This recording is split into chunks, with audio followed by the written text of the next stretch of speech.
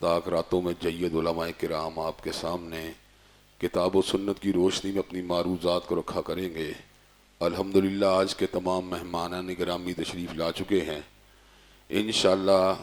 رات کے آخری حصے میں تقاریر کے مکمل ہونے کے بعد اللہ تبارک و تعالیٰ کی بارگاہ میں مناجات کرنے کے لیے بھی میں یہاں پر موجود رہوں گا،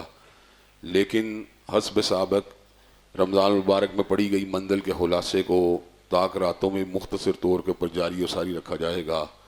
اور وطر کے فوراً بعد انشاءاللہ اپنی گزارشات کو مختصر طور پہ پیش کروں گا، جس کے بعد اکابر علماء اسلام جو ہیں اپنے ارشادات عالیہ کو آپ حضرات کے سامنے رکھیں گے۔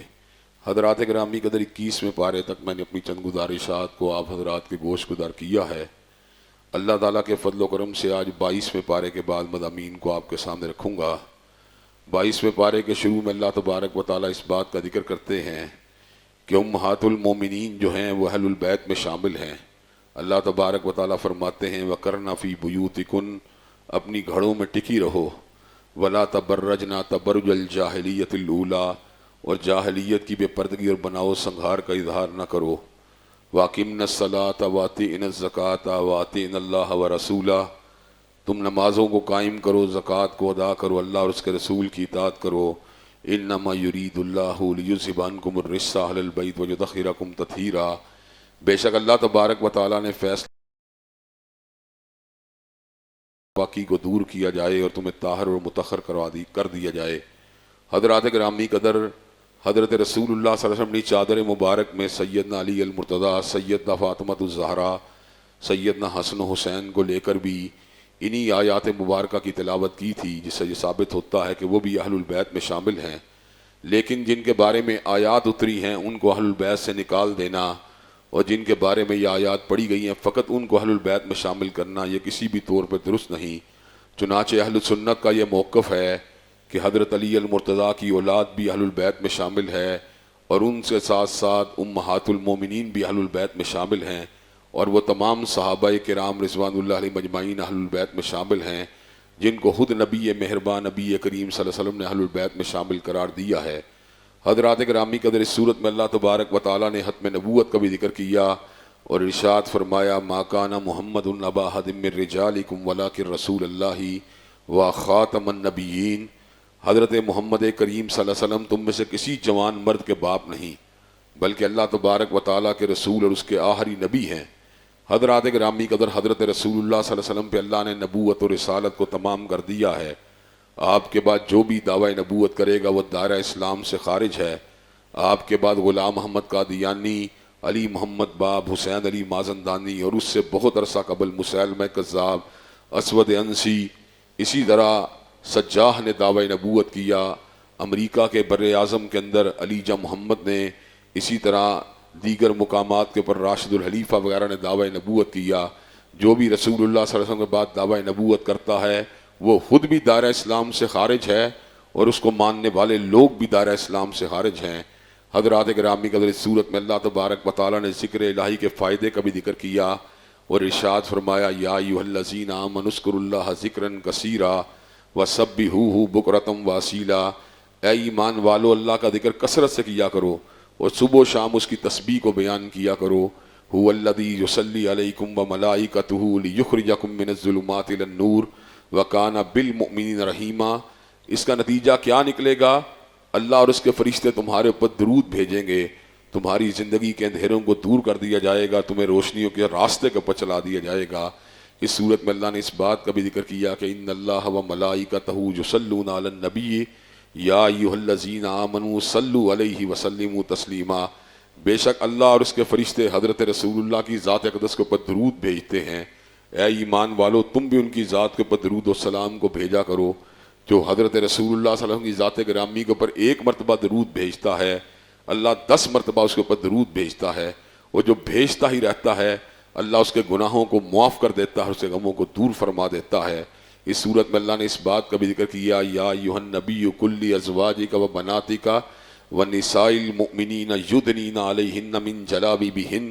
کہ اے نبی علیہ السلام اپنی بیویوں کو کہہ دیجئے، اپنی بیٹیوں کو کہہ دیجئے اور مومنہ عورتوں کو کہہ دیجئے کہ اپنے اوپر جلباب کو اڑا کریں۔ جلباب ایک ایسے لباس کا نام ہے جس نے سر کے بالوں سے لے کر پاؤں کے ناخن تک ہر چیز کو ڈھانکا ہوا ہو. صرف ایک آنکھ نظر آ سکتی ہے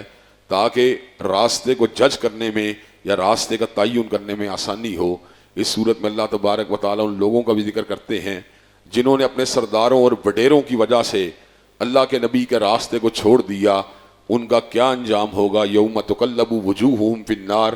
ان کو اس دن اوندے منہ جہنم کی آگ میں گرا دیا جائے گا اور وہ یہ بات کہیں گے یا لیتنا اطعنا اللہ و اطعنا الرسول، اے کاش ہم نے اللہ کی بات کو مانا ہوتا اور ہم نے حضرت رسول اللہ صلی اللہ علیہ وسلم کی بات کو مانا ہوتا. ربنا انا اطعنا سادتنا و کبراءنا فاضلونا السبیل، اے ہمارے پروردگار ہم نے اپنے بڑوں اور سرداروں کی بات کو مانا چنانچہ ہم گمراہ ہو گئے. چنانچہ اللہ کے نبی کے مقابلے میں کسی بڑے سے بڑے سردار، کسی بڑے سے بڑے چودھری اور کسی بڑے سے بڑے رہنما کی بات کی کوئی حیثیت نہیں ہے. نبی مہرباں حضرت محمد کریم صلی اللہ علیہ وسلم کی ہر بات حجت ہے، اٹل ہے، دلیل ہے اور اس کے مقابلے میں کسی بات کو تسلیم نہیں کیا جا سکتا. اس صورت میں اللہ نے سچائی کی اہمیت کا بھی ذکر کیا اور اعلان فرمایا یا ایھا الذین آمنوا اتقوا اللہ وقولوا قولا سدیدا، اے ایمان والو اللہ سے ڈر جاؤ اور بات جب بھی کیا کرو سچی اور سیدھی بات کیا کرو. نتیجہ کیا نکلے گا؟ یصلح لکم اعمالکم ویغفر لکم ذنوبکم، اللہ تمہارے معاملات کو سنوار دے گا اور تمہارے گناہوں کو معاف کر دے گا. اور ساتھ ہی اعلان فرمایا ومن یطع اللہ ورسولہ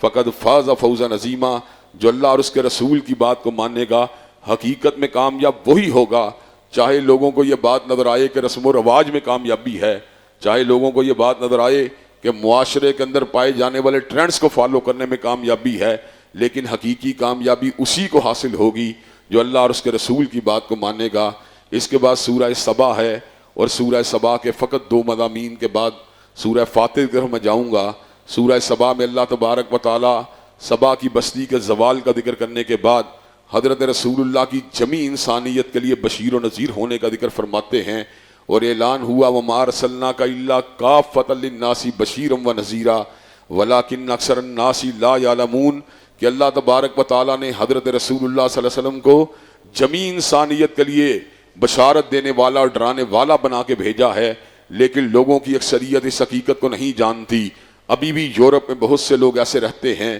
ابھی بھی افریقہ کے دور دراز لوگوں میں بہت سے لوگ ایسے رہتے ہیں جن کی ہدایت اور جن کی اصلاح کے لیے کردار ادا کرنا یہ ہماری ذمہ داری ہے. ہمیں ان تک یہ پیغام پہنچانا چاہیے کہ اللہ تبارک و تعالیٰ کے نبی کی ذات ہم سب کے لیے حجت و دلیل ہے، ہم سب کے لیے رہنما ہے اور آپ کی رہنمائی کو ماننے بغیر اب کوئی چارہ کار نہیں ہے. اس صورت میں اللہ نے انفاق فی سبیل اللہ کی اہمیت کا بھی ذکر کیا اور ارشاد فرمایا وَمَا أَنفَقْتُم مِّن شَيْءٍ فَهُوَ يُخْلِفُهُ وَهُوَ خَيْرُ الرَّازِقِينَ، جس چیز کو تم اللہ کے راستے میں خرچ کرتے ہو وہ اپنا بدل ضرور لے کے آتی ہے اور اللہ تبارک و تعالیٰ بہترین رزق دینے والے ہیں. اس کے بعد سورہ فاطر ہے جس میں اللہ تبارک و تعالیٰ نے اپنی قوت تحلیق کا ذکر کیا کہ اللہ نے فرشتوں کو بنایا، کسی کے پر 2 ہیں، کسی کے 3 اور کسی کے 4 ہیں، یہاں تک کہ حضرت جبریل امین کو اللہ نے کئی 100 پر عطا فرمائے ہیں. حضرات گرامی کے اللہ تبارک و تعالیٰ اس صورت میں اس بات کا ذکر کرتے ہیں یا ایھا الناس انتم الفقراء الی اللہ واللہ هو الغنی الحمید، کہ اے لوگوں تم سارے کے سارے پروردگار عالم کی بارگاہ کے فقیر ہو اور اللہ غنی ہے، اللہ قابل تعریف قابل ستائش ہے. حضرات گرامی کے اندر انسان بڑے سے بڑا کیوں نہ ہو اس کو ہمیشہ بارگاہ رب العالمین کے اندر اپنے آپ کو فقیر ہی سمجھنا چاہیے اور پروردگار عالم کو غنی اور صاحب ستائش ہی سمجھنا چاہیے. جو بندہ پروردگار عالم کی بارگاہ میں جھک جاتا ہے اس کو رب سمجھتا ہے، اپنے آپ کو فقیر سمجھتا ہے، اللہ اس کی کنڈ کو کبھی نہیں لگنے دیتا، اللہ اس کو کبھی ذلیل نہیں ہونے دیتا. سیدنا حسن کو حضرت رسول اللہ نے دعائے کنوز سکھلائی تو اس میں یہ الفاظ بھی بتلائے انہو لا یذل من والیت ولا یعز من عادیت، اس کو عزت نہیں مل سکتی جس کی اللہ کے ساتھ دشمنی ہو اور وہ ذلیل نہیں ہو سکتا جس کے ساتھ اللہ تبارک و تعالیٰ کی دوستی ہو. اس صورت میں اللہ تبارک و تعالیٰ نے علم کے ایک بہت بڑے فائدے کا بھی ذکر کیا. جب انسان عالم بن جاتا ہے پھر کیا ہوتا ہے؟ عالم ربانی کو اللہ تبارک و تعالیٰ اپنی حشیت کی نعمت عطا فرما دیتے ہیں. انما یخش اللہ من عبادہ العلماء، وہ افلاک کو دیکھ کر، وہ پہاڑوں کو دیکھ کر، وہ درختوں کو دیکھ کر، وہ پھلوں اور پھولوں کو دیکھ کر اللہ کی کبریائی کو پہچان جاتا ہے. ان فی خلق السماوات والارض واختلاف اللیل والنہار لآیات لأولی الالباب، بے شک زمین و آسمان کی تخلیق میں اور رات اور دن کے آنے جانے میں نشانیاں عقل والوں کے لیے۔ الذین یذکرون اللہ قیاما وقعودا وعلی جنوبہم، وہ لوگ جو اٹھتے بیٹھتے اللہ تبارک و تعالیٰ کو یاد کرتے ہیں۔ وَيَتَفَكَّرُونَ فِي خَلْقِ السَّمَاوَاتِ وَالْأَرْضِ، اور آسمان و زمین کی تخلیق پہ تدبر کرتے ہیں، اور پھر الفاظ کہتے ہیں تو کیا کہتے ہیں؟ ربنا ما خلقت ھذا باطلا سبحانک فقنا عذاب النار، پروردگار عالم آپ نے جو کچھ بھی بنایا ہے باطل نہیں بنایا، اللہ آپ کی ذات بہت بڑی ہے، میرے اعمال بہت ہی کمزور ہیں، اللہ مجھے آگ کے عذاب سے بچا لینا، آپ کی ذات پاک ہے ہر قسم کے عیب سے۔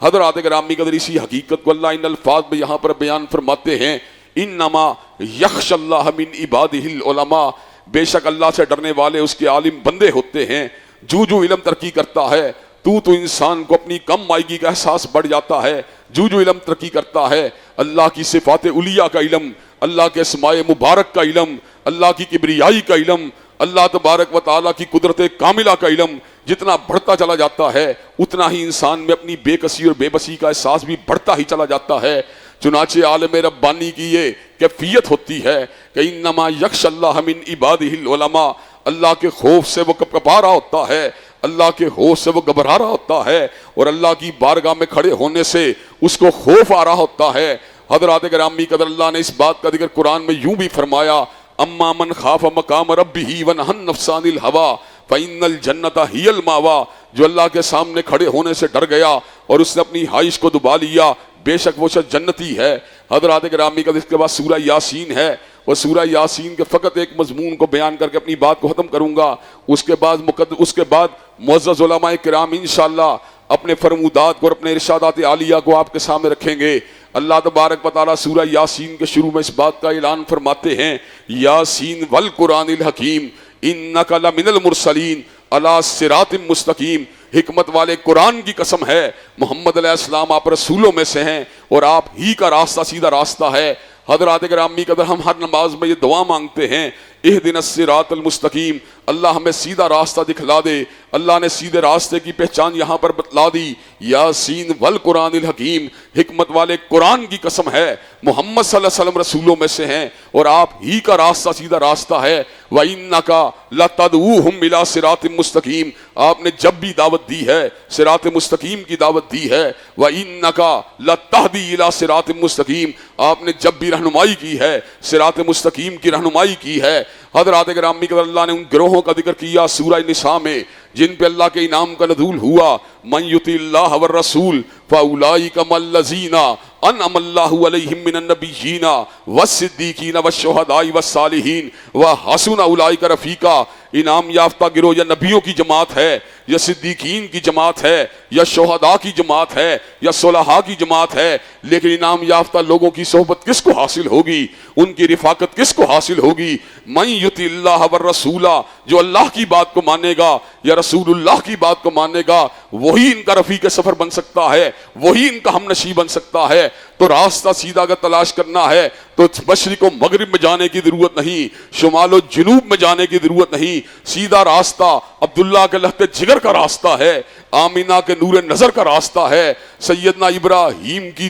دعا کا راستہ ہے، اور حضرت عیسیٰ روح اللہ کی بشارت کا راستہ ہے، سیدنا مدثر و مزمل کا راستہ ہے، سیدنا بشیر و نذیر کا راستہ ہے۔ اگر ہم اس راستے پہ چل پڑے تو انشاءاللہ اللہ تبارک و تعالی ہم کو کامیاب کر دے گا۔ ایسے ہی تو نہیں آقا نے کہا تھا کل امت یدخلون الجنہ الا من ابا، ہر شخص جنت میں چلا جائے گا مگر وہ جنت میں نہیں جا سکتا جس نے جنت میں جانے سے خود انکار کر دیا۔ حضرت آقا سے پوچھا گیا کیا کوئی جنت میں جانے سے بھی انکار کر سکتا ہے؟ ان کے ذہن میں حریر و طیبہ کے لباس کا خیال آیا، ان کے ذہن میں سونے اور چاندی کے کنگنوں کا خیال آیا۔ انہوں نے آقا کی بارگاہ میں استفسار کیا کہ آقا کوئی خود بھی جنت میں جانے سے انکار کر سکتا ہے؟ تو حضرت آقا نے واشگاف الفاظ میں جواب دیا، من اتانی فقد دخل الجنہ ومن عصانی فقد ابا، جس نے میری بات کو ماننا وہ جنتی ہے، اور جس نے میری نافرمانی کی گویا اس نے خود جنت میں جانے سے انکار کر دیا۔ تو حضرات گرامی کا سیدھا راستہ آقا کا راستہ،